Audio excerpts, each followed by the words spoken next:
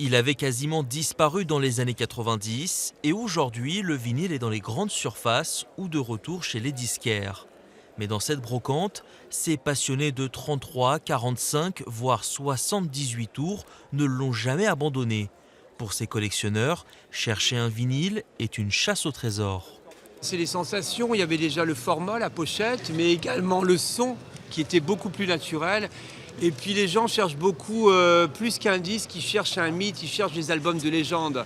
C'est-à-dire une époque, chaque disque a une histoire, chaque groupe a une histoire. Et souvent on flirte avec le mythe ou la légende. Si certains sont à la recherche de pépites, d'autres préfèrent collectionner les vinyles de leur artiste préféré. Et à ce jeu-là, Johnny Hallyday reste indétrônable. C'est une belle pièce, oui. C'est une belle pièce.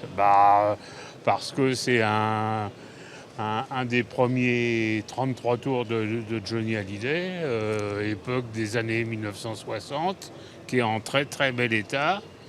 Et puis surtout, il a la particularité d'être en stéréo. Johnny, tellement populaire que les vinyles d'origine s'arrachent au prix fort, de quoi énerver certains. Vous savez, dans les années 60, il fallait avoir un blouson noir pour être fan de Johnny. Et maintenant, il faut un compte en Suisse. Il y a un disque qui a été vendu il y a un mois. Vous savez, un 45 tours de couleur, vous savez combien il a été vendu? Il a été vendu 1 500 €. Et un Français moyen, il ne peut pas suivre. Moi, le premier. Et le succès du 33 tours dépasse les collectionneurs.